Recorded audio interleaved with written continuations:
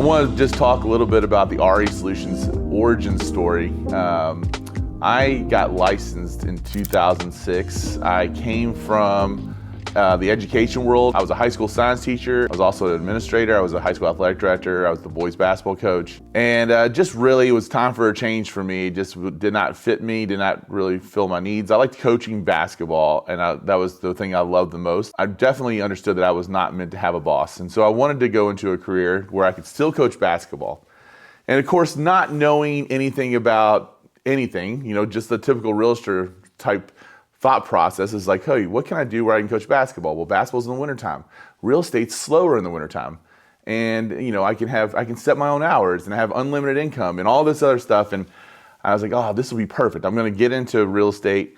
My dad had just transitioned out of his previous career into real estate. What was remarkable for me was one of my very first clients, I realized that if I had the mindset and the heart of a coach and I took it to my real estate practice and I treated that client like one of my players, where I gave them a customized game plan that are geared towards their goals, I supplied them with the fundamentals. I helped guide them along that path and realized this massive goal that I got the same enjoyment out of working with a real estate client that I did coaching basketball.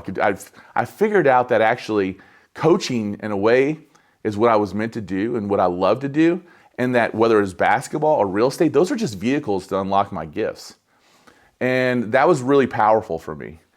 And even more so as I grew in my business, and I got into real estate in 2006, shortly after we saw the market crash.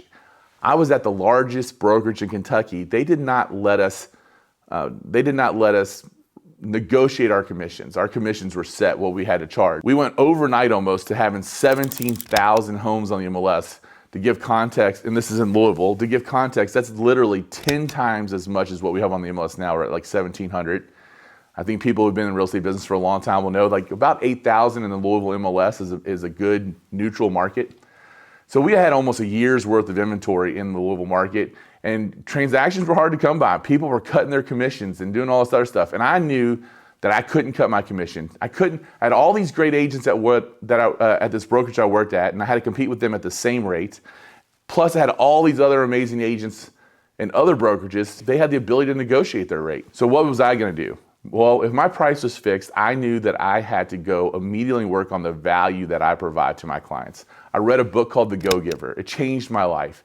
And when I read that book, and it talks about giving more in value than you take in payment, it didn't mean like, oh, cut your payment or whatever else. It was like, whatever you charge, just be worth it and make sure that you're giving more in value than that. And so I got really good at articulating that value to our clients. And lo and behold, here I am.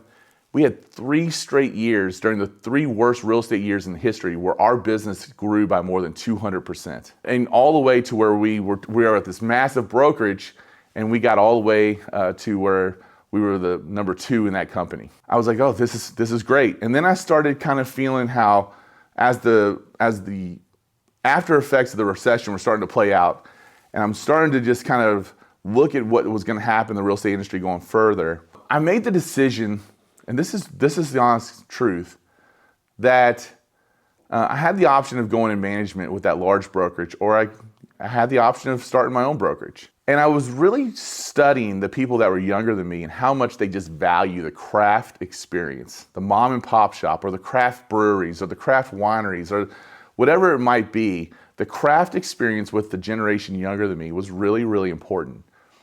And I wanted to give a craft real estate experience. I wanted to give someone a real estate experience that was tailored to them, that where the agent could tailor their business to fit their needs, where the client could tailor their experience, and we could deliver this craft boutique experience. So we made the decision. I went to an event in August of 2011 looking for clarity. Dave Ramsey spoke at that event. John Gordon, who's another author I love, spoke at that event. And Dave Ramsey didn't give his normal talk on the debt snowball and how to get out of debt and all that stuff. His was how to be, it was on EntreLeadership, actually, is what he took entrepreneurship and leadership and how to become an entre leader. And it really spoke to me. I knew then and there at that event that we were going to not joined a larger brokerage and just start a team, that we were going to start our own brokerage. At the time, my dad was still working with me. And I literally said, okay, this is what we're going to do. Originally, we wanted to start like January 1 and have an office and an admin and all that stuff. And I was like, you know what? I'm real big on knowing that you've got to go through different levels. And so you had to start in survival, which means we had to start out of our house with no real resources. And then we had to establish ourselves, get money in the bank before we moved on to stability and then on to significance. And to this day, we've operated with zero debt since 2011. This company's never been in debt whatsoever. That was always really important to us, just to make sure that we built a strong foundation. We didn't come out with all this flash. We just built with a strong foundation to make sure that we were built to last. And that was really important when coming up with this company. I designed our first run of our logo on the airplane on the way back from the event that I was at. And it was August, and we opened up at late September 2011. We claim October 1st, 2011 as our birthday. We still celebrate it as a company. Every year we get together and have a massive event that we also parlay into some business planning and maybe like a little state of the market and look forward to the future.